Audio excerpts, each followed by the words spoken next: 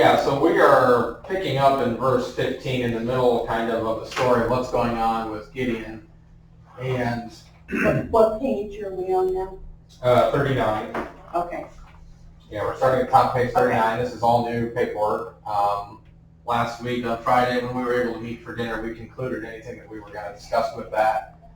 So we're just going to pick up and actually try and move ahead. I want to get through Judges 6 and 7 between this week and next week at the latest and get moved on into other areas. And then I don't think I'm going to finish Judges. I think I'm going to stop maybe after Samson and some of that discussion.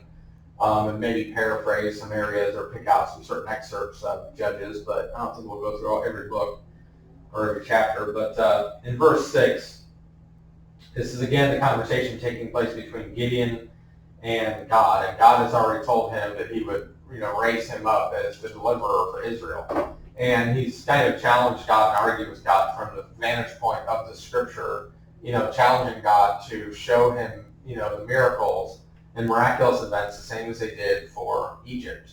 And I listened to Grant's teaching on this years ago again the last couple of days, and there were some insights that some of which I actually felt like I should play in here and have you guys listen to. But I'm just, maybe next week I'll be prepared to share some of that. This week I just am not, because usually I have to find the right timestamps just to make sure I'm not searching through the video. But one of the things that he drew out here is that Gideon is looking for God's, basically what he's stating in the language is that yes, he remembers and understands that God was involved with his people at one point in time, and that God freed them and delivered them, and he believes all of these things. But he has a belief now, in a way, admittedly, that at that stage, God was just no longer interested in being involved with the people, and that he was just no longer interested or no longer supporting them or with them. And that is definitely a phase of life we can get into, and there something to be said about phases of life we go through where sometimes we pray and we ask for something and the answer God gives us seems to be pretty instantaneous, pretty direct, and pretty clear.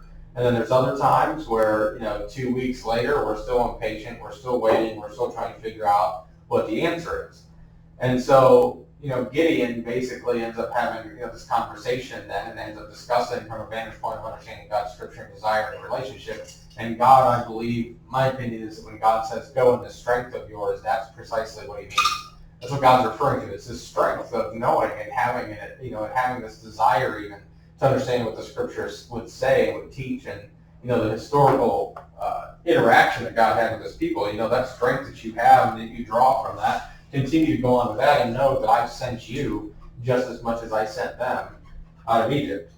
And so by verse 15 it says, and he said to him, Gideon said, O Lord, how shall I deliver Israel? Behold, my family is the least in Manasseh, and I am the youngest in my father's house. But the Lord said to him, surely I will be with you, and you shall defeat Midian as one man.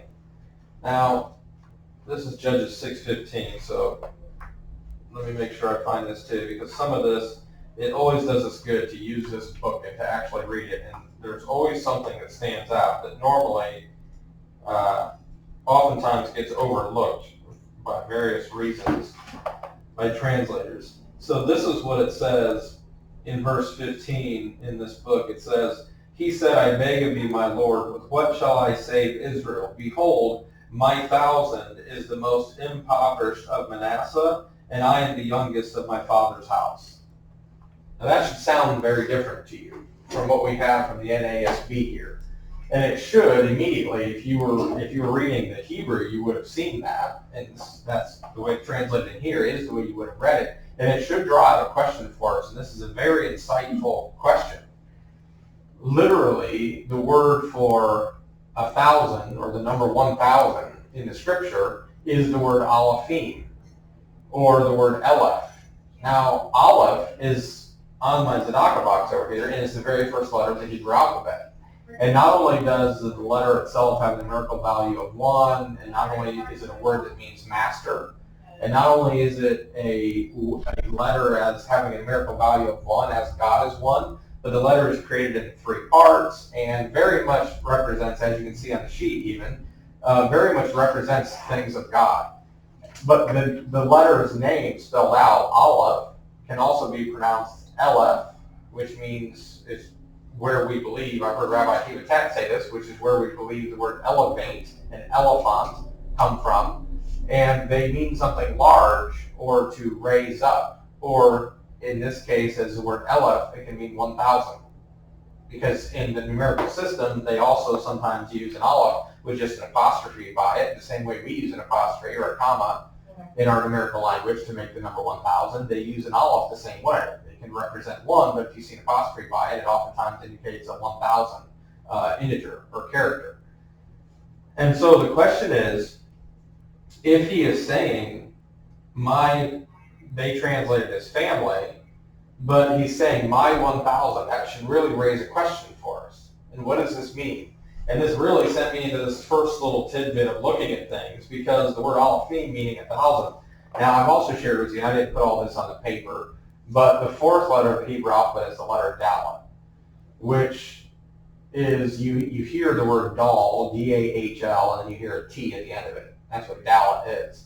A Dal is a poor person, somebody who's poor, destitute, or in a place of poverty, but specifically spiritually. Doesn't necessarily mean financially. Doesn't necessarily mean just simply having poorness. Because one, you've met, people that seem as though they have the world and they have very little money. That just have a great spiritual positive attitude and aren't concerned about, things like that, the money. And I'm sure of the world, and then I'm sure you come across people who have all kinds of money, but are very spiritually poor, very disconcerted, not fulfilled, satisfied only by worldly things or lusts. I mean, there's been books written about various people that have just gone after searches and endeavors into the world, trying to, they can afford everything, and yet they find no satisfaction in any of these things. So there's some very clear different Hebrew words for describing something that is spiritually poor and something that is physically poor. And we're given commandments to take care of those that are financially destitute. God gives us in the Torah commandments of leaving grapes in the vineyard when we, harvest fields and doing various things to take care of the poor and the destitute. And there's a specifically different word for that, if I'm not mistaken. But somebody who is poor in spirit, in a way, it may be an unequal, it may not be 50-50, but somebody who's poor spiritually requires some level of conjunctive effort, either with us or with God, to get out of that. Somebody who's just poor financially, you can just give them money, and as long as they make right decisions, they continue to provide for themselves. And in fact, there's even, different levels of giving and charitable interaction that we can have with people, which is better. You give a man a fish, or you teach him how to fish, or you teach him how to run a fishery where boats are going out with nets and catching thousands of fish. You know what I mean? So at what level of, input are you really giving someone? And while they would obviously have to learn skills in that physical setting, when it comes to a spiritual setting, I can't teach you how to be charitable. I can tell you what it looks like, and I might be able to show you different things in the world, but you are going to have a proclivity of that of your own. You're going to have a desire to want to do that. And you're going to have a sensitivity towards going out and using it, right? So to really be spiritually fulfilled requires a little bit more effort. And so when it says that they are the least in Manasseh, he doesn't just mean financially poor. He's talking about spiritually poor, which means he's identifying something about their nature. And again, the first word where it says my family is actually properly translated as my 1,000. And that's why I put at the top of the sheet, my 1,000 of spiritually poor. Or you could even almost translate that to say, or my mastery of the spiritually poor. In other words, what is the first step to recognizing how to change spiritual poorness? Identifying the fact that you have it. Identifying that it's there. Recognizing that maybe the spiritual greatness that you have reached at this stage in your life is not the stage that God could have you at. Had you been receptive or sensitive to listening to other areas of things and mountains in your life that you continue to walk around for 40 years. And there are certain mountains that we're probably walking around now, certain issues that we're dealing with. And so the spiritual level of increase that we can get to is something we have to master, and we first start that process through humility. We start that process by recognizing that there are likely things we don't know. In that meeting that I had on Friday, Jordan said something that put a big smile on my face that was both uplifting and humbling at the same time. At one point he looked at me and he said, I still know that there are a lot of things for you to learn here, no matter how much you've already learned in the short amount of time you've been here, because I'm sure there are questions you've asked that people don't have answers for yet, because you're just not around all the right people. And it doesn't matter, basically what he's saying is not everybody in here knows why all the piping runs to the places it does. Not everybody in here knows, all the ins and outs of the way the stuff works, but the people that have been there for 30 years do. So the maintenance guys or Juan who's been there for 18 years, they do. So learning how to communicate with the right people that have walked in that right thing for for a long period of time, that's where you need to be if you really want to know and you want to grow in that. So I really truly think I know what it means now to be giving of charitableness or having charity within me and being giving towards other people. All I really need to do to get a good wake-up call is go spend some time with somebody who does it pretty much every day and has been doing it for decades. And I'll find out very quickly how much I'm able to tolerate or how much I'm able to put up with or how much, based on how I do it, how much I'm doing it to please myself or how much I'm doing it and sacrificing simply because that's the right thing to do. Because that last statement I made is one thing I've learned tremendously. Sometimes we have a tendency, yes, I'm saying we, have a tendency. I know, I heard it, and I was like, Don't speak for me. okay, chime in. No, Not you, not me. just you. And I have a David, so I can say it. Yeah. I just want to be. Sorry. So we can, as Oh, to do good actions and good deeds because they make us feel good more than because they're the right thing to do. I've discovered this. Oh, he would have a field day with that statement. And that is a dangerous place to be because while it's good that you're doing something good, while that's good, again, the motivations behind it and why you're doing it do make all the difference. Mm-hmm. If somebody tells me that they need help with X, Y, Z, and I show up at the time they ask, and I do everything from A to W, and I never helped them with X, Y, Z, what good really was I in the circumstance? I may have made myself feel good, and I might have done a lot of other actions that they needed to have done at some different point, but they might have had a different time schedule or a plan. And really, in a way, if you're not sensitive to recognizing and listening, the difference between hearing and listening, if you're not being sensitive to what really needs to be done and how God would really use you or what somebody really needs, and you're only doing what makes you feel good, that can be a real problem. It can make you a nuisance and it can make you in the way, this is something that in various aspects of my life I've been trying to come to terms with and understand what is the best way to actually serve someone based on what their need is, not based on what I think is the best way to serve someone. Now that's a tricky slip though. It is. You have to have maturity either way.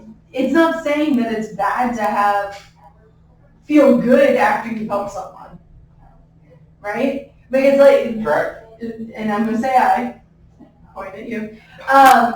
In my experience, different churches that I've been to over the years have different doctrine that they teach on that. Some of them have taught me that it's sinful almost, it's guilty to take pleasure in having helped somebody in need. Because you're taking ownership for God's charity and God's things, right? And then I've had others that said that if you don't take pleasure in it, that's a sin as well.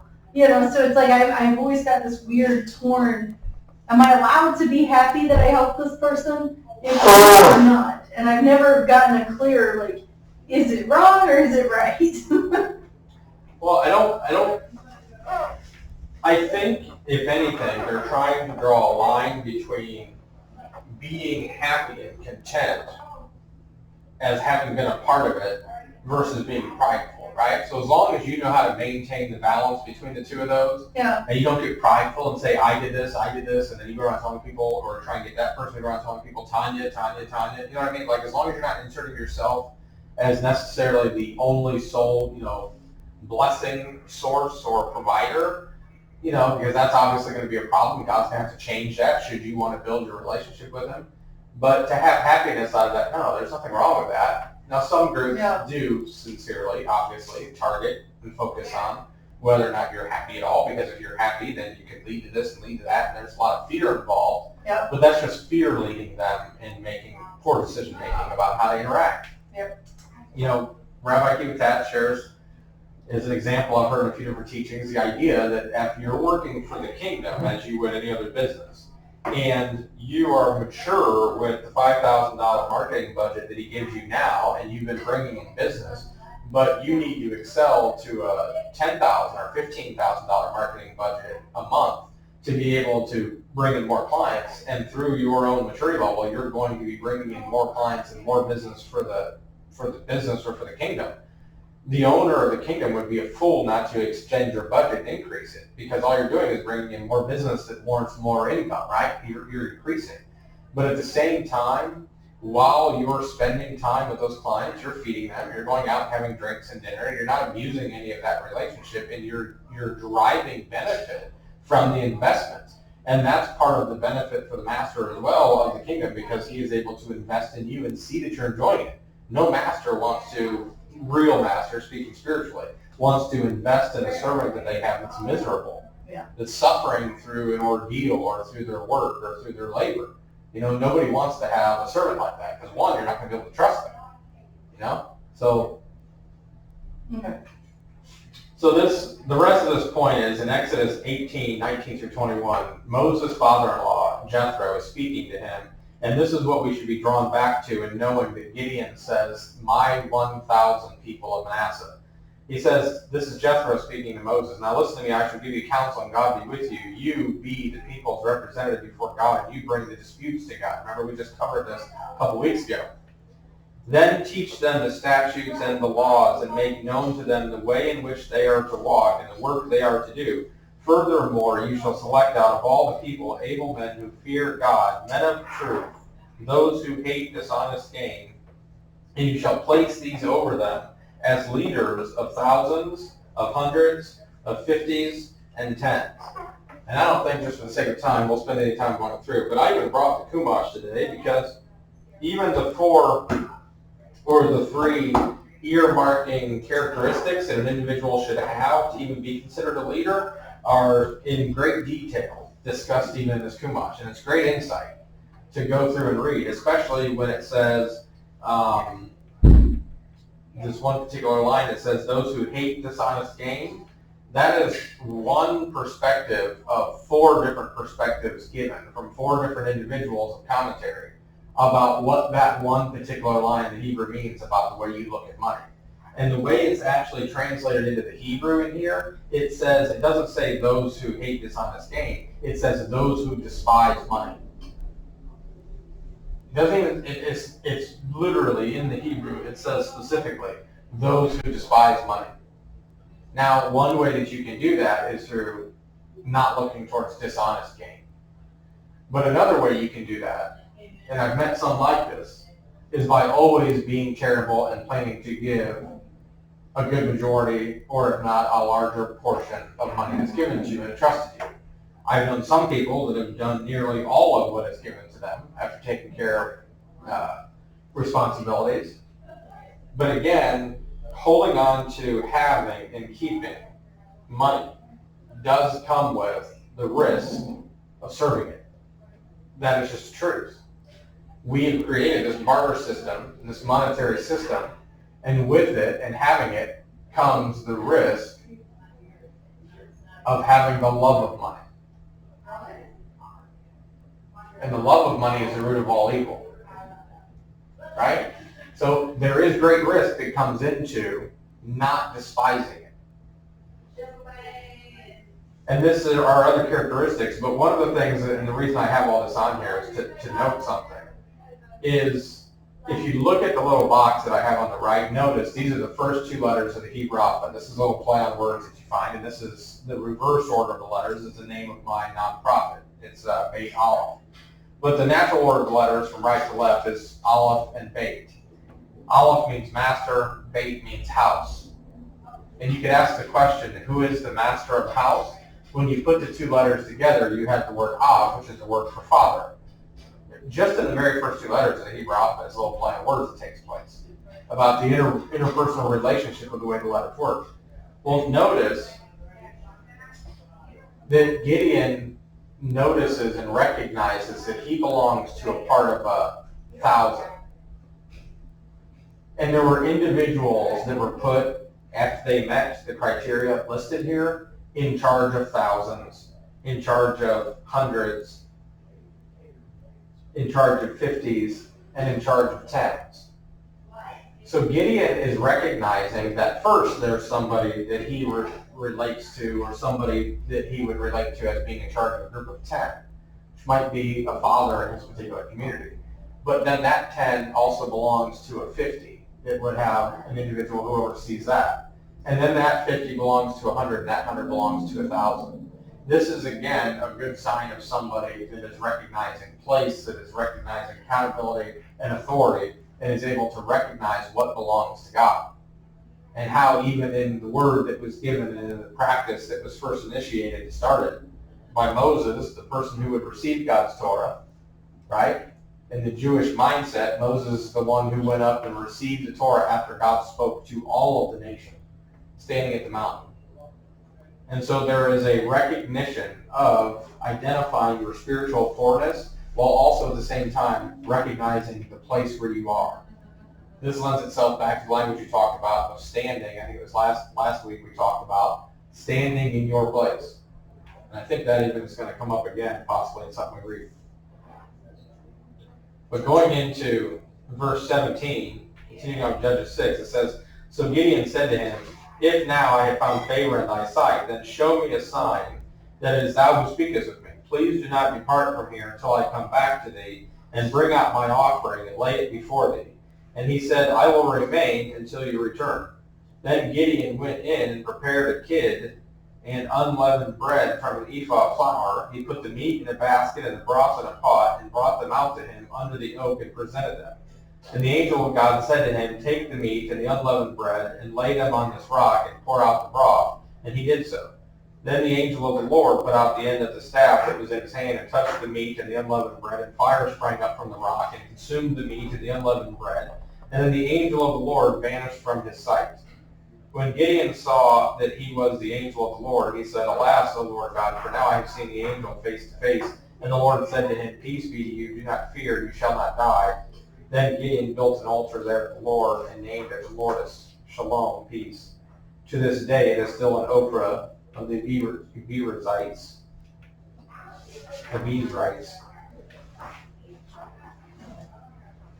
Now, there's a couple of things. There's upcoming going to be another instruction from God given about a sacrifice too that should be made, and we're going to need to talk about that here in a minute. But I thought you weren't supposed to make offerings, burnt offerings outside of the temple. So this is exactly a point that Grant brought up, and it goes way beyond even that. So we'll get ready to go into the next section here too. But this is a point that Grant brought up, is how invalid nearly every step of the sacrificial system seems to be. And of all the things that I teach and that I share, that God does not change and is consistent in the things that he says and the things that he does, and walks in that consistency. There is a truth, and you have to be very mature and careful in how you observe this and look at it. There is something to be said about how God also sows into big portions of what he does loopholes that get around some of what he establishes. And Grant does a fantastic job of just sharing what is a theorized idea that is that there are listed, and one is talked about much more highly in the New Testament than the Old, obviously, but there are two lines of priesthood that are discussed. Now, Gideon also, to your argument, is not a Levitical priest.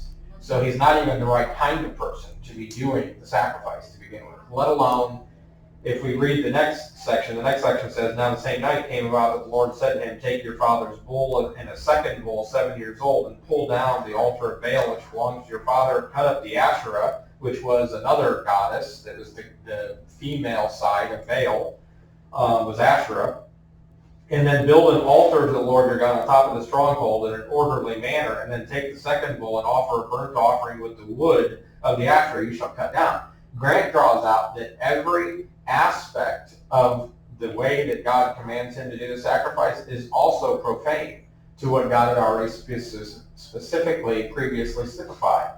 You are not to use an animal in sacrifice that has been dedicated to another god.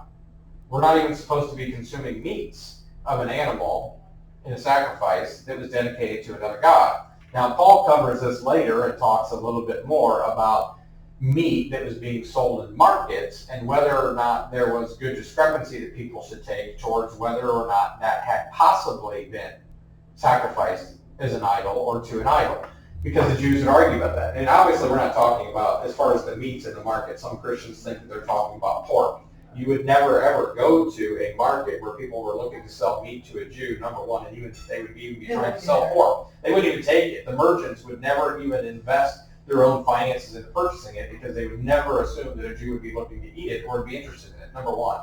But they would try and take the meat of sheep or goats or bulls or something else and would try and sell it. And the problem was, is that being sold by a Gentile, or is it being sold after it was purchased even by a Jew, where a Gentile may have sacrificed it in honor of some pagan deity or worship? And there was this argument about this. And Paul's argument is to say, if in good conscience you are looking to consume something that God has given you other parameters that you can use to determine whether or not it is clean meat and food that he gave you, or an animal that he gave you to be food, if in good conscience you identify all of that, then by all means eat it, because you're going to eat it in good conscience. But if you cannot in good conscience, and you do have a belief that it's possibly been sacrificed to idols, then you also don't consume it. So when God makes this determination, in Grant's opinion, and I think I would tend to agree and see sometimes that there is another priesthood. And sometimes when God gives commandments about other kinds of sacrifices that take place, because this isn't the only one. He names like two others. There is the Elijah sacrifice that takes place on the mountain when he's in argument with whether or not the God of Israel is the right God, or whether or not the God of that pagan nation, I can't remember who it was, I don't know if it's Balaam or who it is that Elijah is going with, and Elijah taunts him a little bit and says, maybe your God's in the bathroom, using the bathroom right now, maybe that's why your sacrifice hasn't lit up, and this whole process goes on, and then Elijah's is completely doused in water, and his sacrifice God, sends up. Even that was an invalidated, inappropriate sacrifice, but God still commanded him to do that and to walk in it. And that's part of the difference, is that God himself is giving the commandment to do this here. And Grant's point is that the purpose that it serves seems to be in line with the line of Melchizedek, which is what Yeshua, by the writer of Hebrews, is said to come from. Because Yeshua himself is described as a sacrifice. And nowhere in the Torah is it permitted that you have a human as a sacrificial person that would be slaughtered and killed on an altar in God's temple. That's why Yeshua wasn't slaughtered and killed in the temple. That's why he wasn't considered a sacrifice. And that's why he wasn't considered a viable sacrifice as far as the sacrifices in the temple. But his sacrifice is talked about by the New Testament is described as being something of the people that was for the people that Yeshua lays down in order, or in the line of order of Melchizedek. To whom, and all of that starts with Abraham having tithed to him, and there's no other previous mention of him, but he's considered a high priest to whom Abraham tithes a great deal, and whose name means, king of righteousness. So, so there is a lot to be said about the types of sacrifices that are being brought, or the offering is being presented here. But also notice that none of it is consumed other than through fire. All of it is consumed. It's not intended to be consumed by an angel, by an emissary sitting there, by Gideon, by anybody else of his family. All of what Gideon has to offer at this time is taken and consumed and immersed in the fire of God and in the fire of his presence.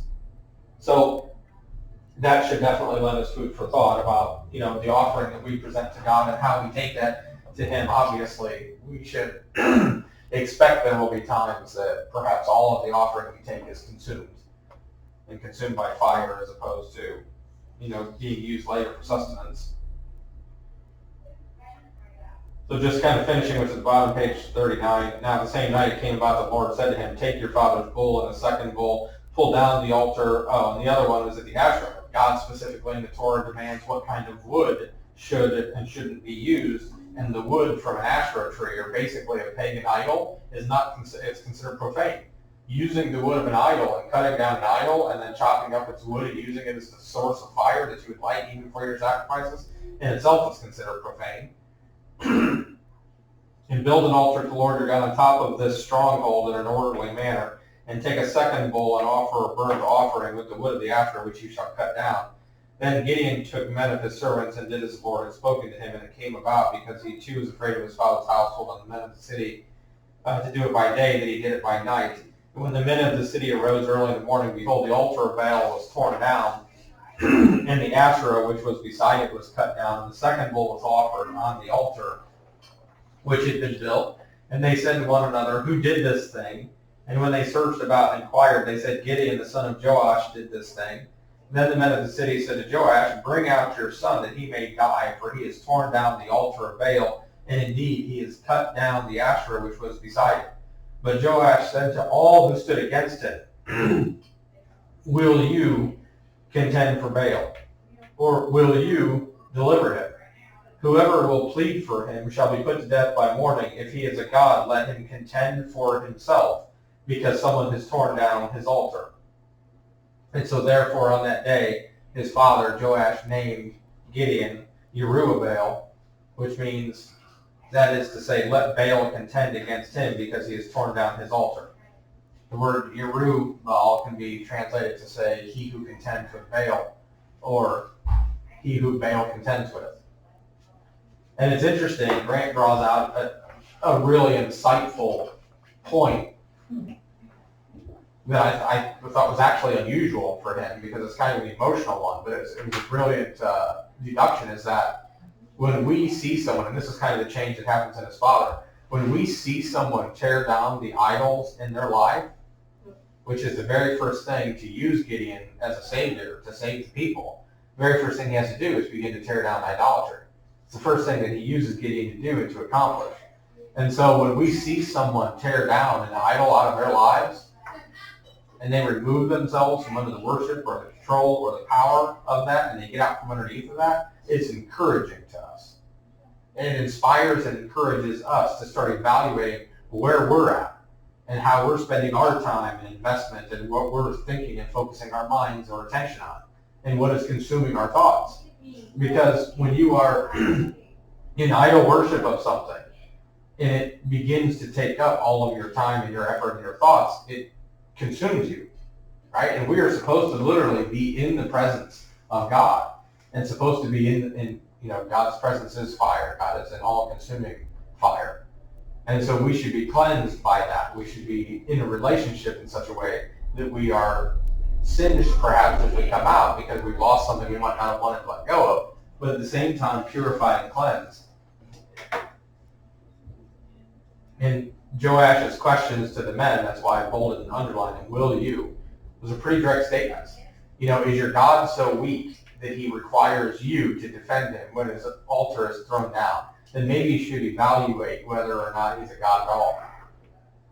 And again, in his sacrifice that Elijah does later, it's the exact same context. Well, maybe the reason why your God hasn't taken the sacrifice that you've set up on your altar is he's taunting the other priests on the other side. Well, maybe the reason why is because he's relieving himself. Maybe he's going to the bathroom. I mean, the language in the Hebrew that Elijah uses is actually much more graphic than the politeness I'm trying to use. But this is what Elijah challenges them to think, is maybe he's just a human like you, and he's just off doing another human duty and thing that you usually try and hide from most people. Because I'm sure that even back in the day, man, for the most part, other than for the exceptions of prisons and other places, usually people are looking for some level of privacy when they're doing those bodily functions. And so, are you contending for your God because he's not able to contend for himself? Yes, that's a good question for us to ask ourselves periodically.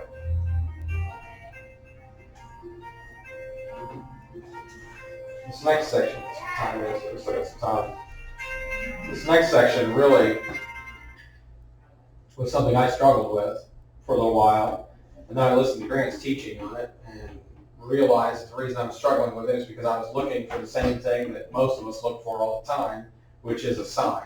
I'm trying to find something special and supernatural out of the text and should have just seen on the surface what it was for what it was.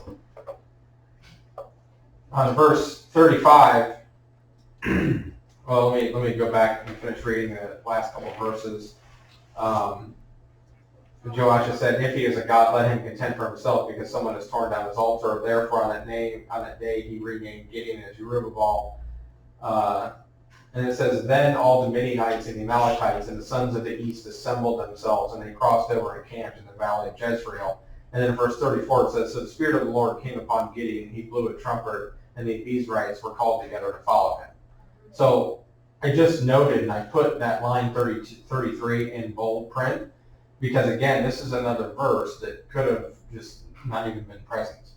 You could have just read the text and saw that as Gideon has done what God commanded him, and his father has renamed him, and has challenged the rest of the town to not necessarily find fault and to let their God Baal deal with his own problems to prove himself as whether or not he really is a god, that could have just disappeared. And you could have gone right into, okay, so the Spirit of the Lord then came upon Gideon, he blew a trumpet, and had some of the people following him. But notice, there is always the conjugation, there is always the coming together in a congregation of those who either would continue to subdue, or those who would continue to find fault, or those who would continue, right? The enemy always has a people and a person somewhere to get involved and to try and sway things a particular way. And that's why this verse is here, because this is what the whole source of the problem has been. Part of the reason why they're probably worshiping Baal. Part of the reason why they're investing themselves and even maintaining being under the subjection that they have been under Midian for 7 years. In verse 35 it says, "And he sent messengers throughout Manasseh, and they also were called together to follow him. And he sent messengers to Asher, to Zebulun, to Naphtali, and they came up to meet them. Then Gideon said to God, If thou wilt deliver Israel through me, as thou hast spoken, behold, I will put a fleece of wool on the threshing floor. If there is dew on the fleece only, and it is dry on all the ground, then I will know that thou wilt deliver Israel through me, as thou hast spoken. And it was so. When he arose early the next morning and squeezed the fleece, he drained the dew from the fleece, a bowl full of water. Then Gideon said to God, Do not let thine anger burn against me, that I may speak once more. Please let me make a test once more with the fleece. Let it be dry only on the fleece, and there be dew on all the ground. And God did so that night, for it was dry only on the fleece, and dew was on the ground." And I have a couple questions. Yeah. He already knew that he was talking to the angel of the Lord because of how the offering burnt up. And he already did what he was told to do. And all these people were drawn to him, and he was saved from it. So I guess my question is, why is he stalling? 2 days. Why did he stall, and why did he even question it twice? And why did God put up with that? Why did God put up with it? Yeah, that was going to be the follow-on question, because it doesn't make sense to me. Like because it's always like Moses and Abraham, like they didn't question it, or if they questioned it, but they got on with it. They just went ahead and did it, and God blessed them for getting on with it. Well, there was a time when Abraham questioned God. And then he got yelled at. But still God allowed him to question him. Yeah, but he still got on with it, you know? So I mean, once I get, 3 times, I don't know. Yeah. I don't know. I'm just curious as to why did he question it? So I'm just going to jump right to the heart of what I was missing, and then we'll cover some of the other details. But I'm just going to jump right to the heart of what Grant's real teaching was on this. And what's interesting is if you read the commentary that is surrounding all of this particular section in here, the majority of it Grant actually disagreed with. And I don't know that I want to say disagreed, but he basically avoided the majority of it and went his own path, which I really appreciated because it helped me to see and understand what really should be taken from this text. Okay. Because there's two statements that he puts together as like a menorah picture, and realizes that that God's support happens on one side but does not happen on the other. And there's a very specific reason. And basically his emphasis is this. a big portion of the commentary in here, there's one line of it that I did appreciate that resonated with me, but the rest of it wasn't making sense to me either. So I understood why Grant didn't go with it. But a big portion of the commentary talks about as though Gideon was looking for God's guidance and how some of the people around him were looking for additional confirmation that God was looking to guide them. And it didn't settle well with me either. Like, I can understand that people do that, but the idea of whether or not we should be wasn't making sense.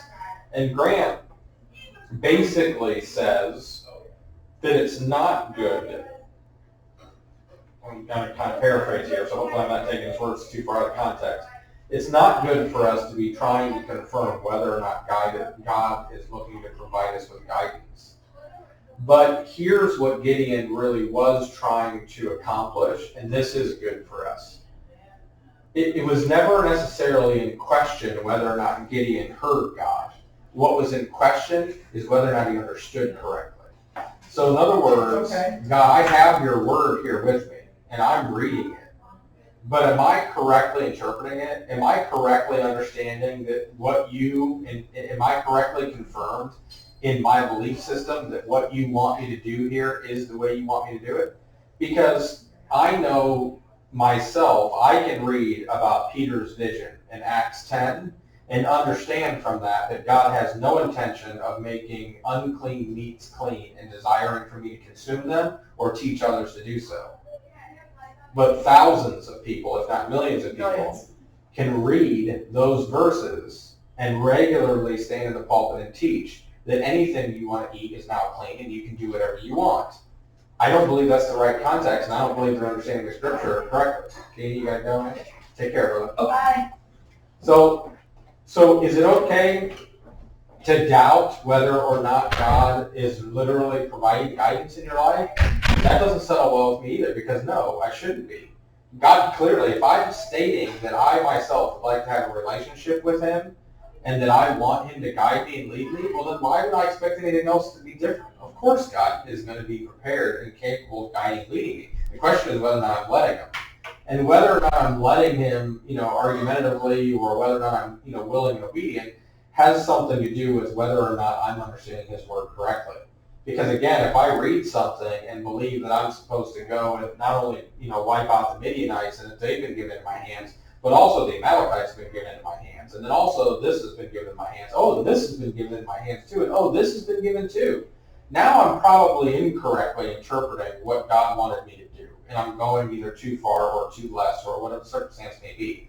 So the point of asking God to do something for the sake of confirming also is given away by a statement this is the only statement that I highlighted. Of all the commentary, there's this whole section here is covering elements of this. And the only statement that I highlighted here that just really showed me or spoke to me, it says, I don't know who this individual is, but it says, R. Sadaya Gohum comments that this does not show a lack of faith in God, for someone has a right to determine whether it was truly God who spoke with him or whether his sins have caused him to imagine it.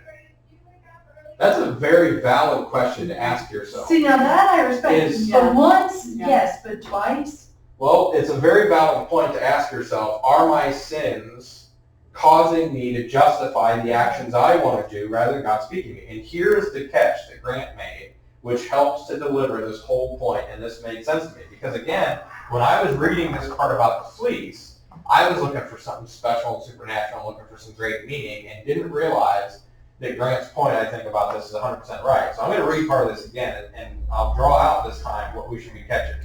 It says in verse 36, Gideon said to God, "Thou wilt deliver Israel through me."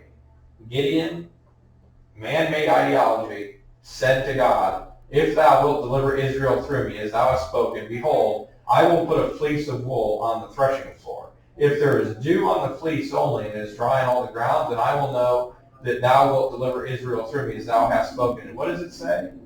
And it was so. But when you read the next section, when he talks about it being dry and he's looking for additional confirmation, look at the very last line, verse 40 in the box. It says, "And God did so that night." The first verse doesn't say anything about God having done something. But the second time, there is something about God doing it. And Grant's point is this, and it's kind of comical he draws out about this, but we have a tendency sometimes to do this. God had already, and this statement is covered in the commentary as well here. God had already made a statement once in the Torah, or made a promise, stated a promise, once in the Torah and once in, I think it's in Hezekiah, that there would be dew on the ground.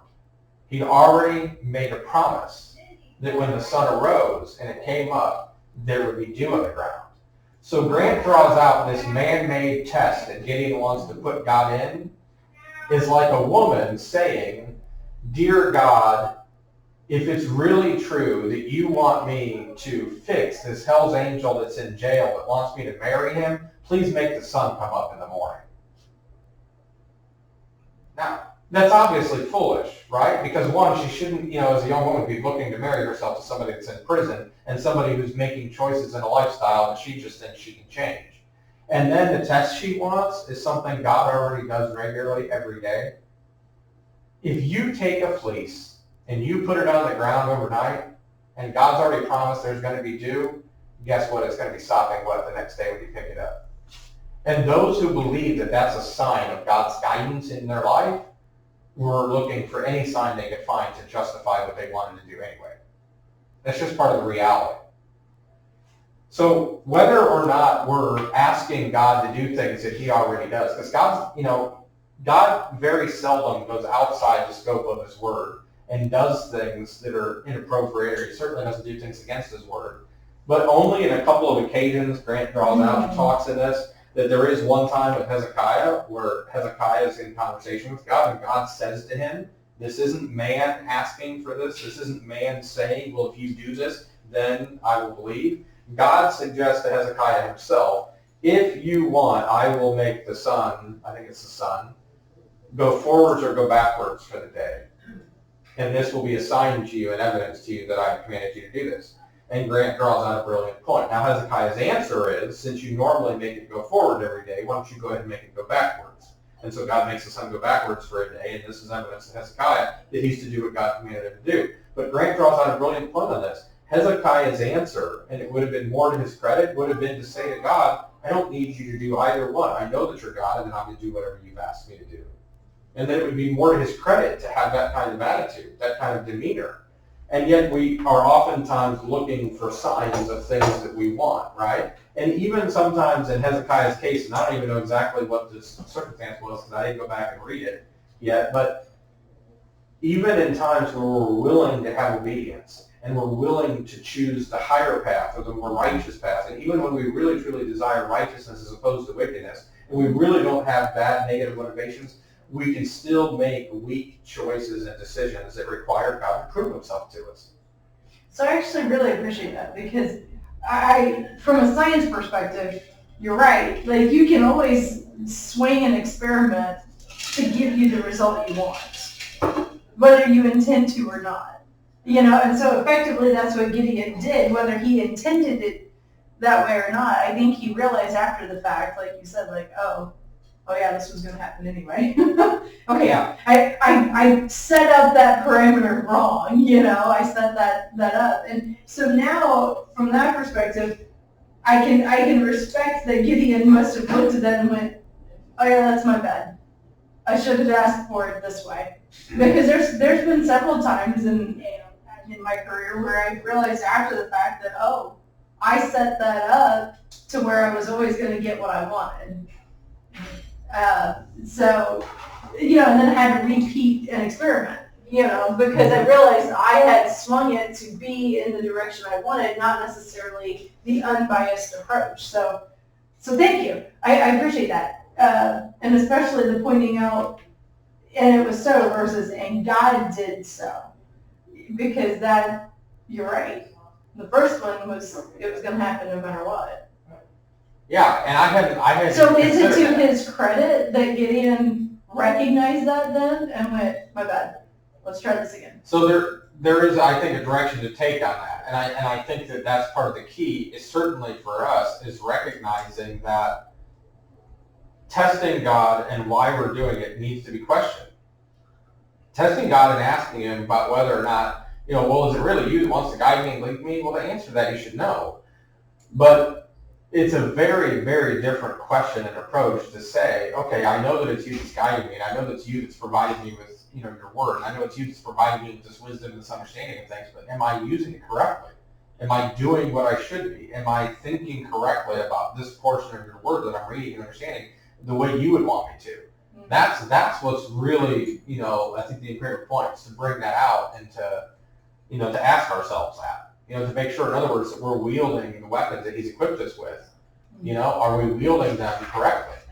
Yeshua in the wilderness being tempted by the devil is hungry. He's been out there fasting for quite some time. And he doesn't survive on eating only physically. And his response when Satan tempts him to turn stones into bread or whatnot, his response is, man doesn't live on bread alone. His response is to recognize. I even heard Grant say something else on the tape that again was somebody, again this is like 20 years ago in there, but he said that, and this was just a conversation at the end of the whole teaching, is he said that once years ago, they had a Orthodox rabbi who came and stayed in their home for a period of time. And in conversation, multiple conversations that they had, one day he was talking to them about how, and this is, I can't remember if it was you or Randy that was sitting in here, but we've watched Rabbi Kudatats. I was watching it recently when I had the Friday afternoon group was coming in here. I think it might have been me and Randy that were sitting here. But at one point you see Rabbi Kudatats goes to pick up just a coffee cup full of water or something else to drink while he's on the video, and you see him close his eyes for a brief moment and utter a prayer and then drink. And when he does that, you notice that every single time he takes anything, whether it's food to eat or something to drink, they will pray a prayer. And what Grant was saying is that when this Orthodox rabbi stayed with them, he explained to them that at a very early age, right off the bat, the first thing they do is teach the children to make a bracha, and the word bracha means a blessing. Now, when we think of a blessing and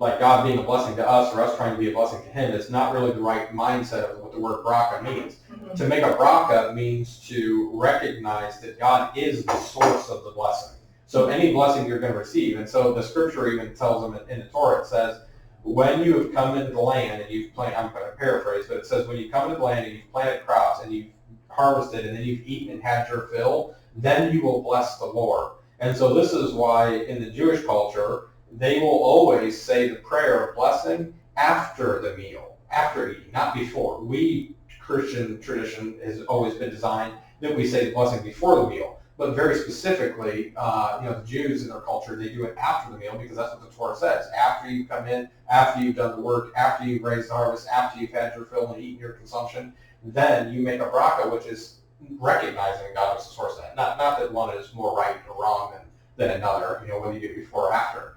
But anyway, his point was the rabbi had told them that children are taught at a very young and early age to make a bracha like that before everything they do, so that they learn a level of patience that I probably at my age still do not have, which is pause before everything. Don't let any bodily function take control of you. Don't let your hunger, don't let your thirst, don't let your desire to do anything. I mean, we tend to think of it because we've been taught to think this way, that in Judaism there's nothing but lots of legalism. Mm-hmm. And saying a prayer before you put on your shoes, and saying a prayer when you swing your feet out of the bed, and saying a prayer before you tie your laces, and then whether or not you tie them in a particular order. All of that seems like monotonous, legalistic approach towards something. But if you were to really govern your life by that for a while, it would teach you to have pause in between every action, and in between every thought, and every breath, and everything would be able to, again, look back to the source. What is the source of the ability for me to do that? What is the source for me to even swing my legs out of bed, or to put them on the floor, or to put a shoe on, or to get another one on? By the time I start thinking about whether or not I swung my legs out of the thing, I'm probably out of the shower and running out the door. You know what I mean? And I haven't paused for anything throughout most of my day. Mm. So, I need to go. Sorry. You gonna go? Yeah. Yeah, we're gonna pick up on page 40 and 41 next week, I think. I appreciate that clarity, though. That really did